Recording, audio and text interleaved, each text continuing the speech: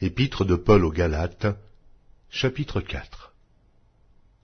Or, aussi longtemps que l'héritier est enfant, je dis qu'il ne diffère en rien d'un esclave, quoiqu'il soit le maître de tout. Mais il est sous des tuteurs et des administrateurs, jusqu'au temps marqué par le Père. Nous aussi, de la même manière, lorsque nous étions enfants, nous étions sous l'esclavage des rudiments du monde. Mais, lorsque les temps ont été accomplis, Dieu a envoyé son Fils, né d'une femme, né sous la loi, afin qu'il rachetât ceux qui étaient sous la loi, afin que nous reçussions l'adoption.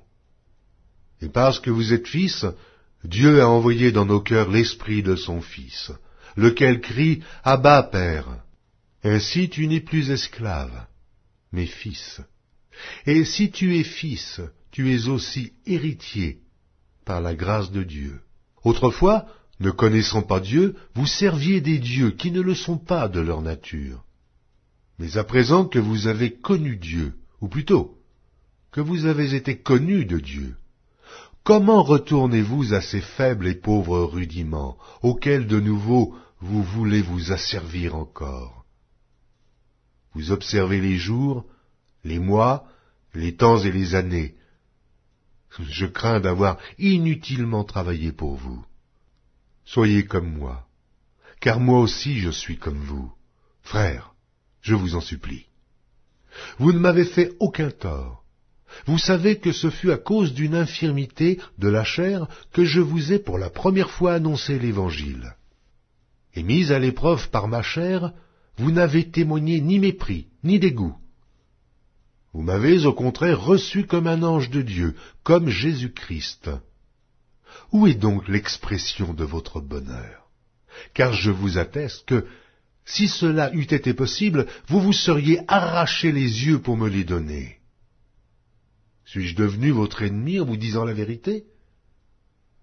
Le zèle qu'ils ont pour vous n'est pas pur, mais ils veulent vous détacher de nous afin que vous soyez zélés pour eux.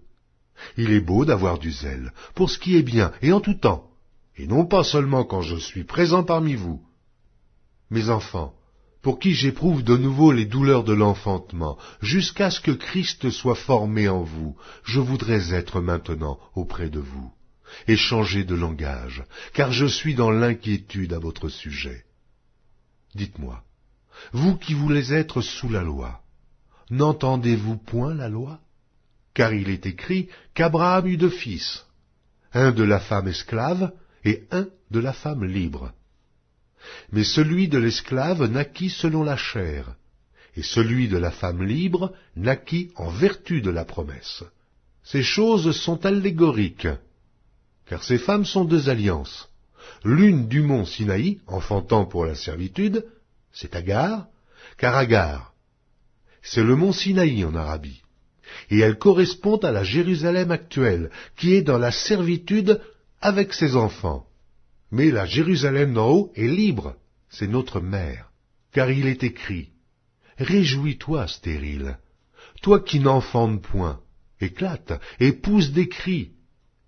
Toi qui n'as pas éprouvé les douleurs de l'enfantement, car les enfants de la délaissée seront plus nombreux que les enfants de celle qui était mariée. Pour vous, frères, comme Isaac, vous êtes enfants de la promesse, et de même, qu'alors celui qui était né selon la chair persécutait celui qui était né selon l'esprit, ainsi en est-il encore maintenant. Mais que dit l'Écriture?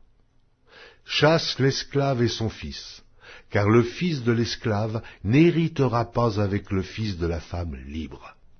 C'est pourquoi, frères, nous ne sommes pas enfants de l'esclavage, mais de la femme libre.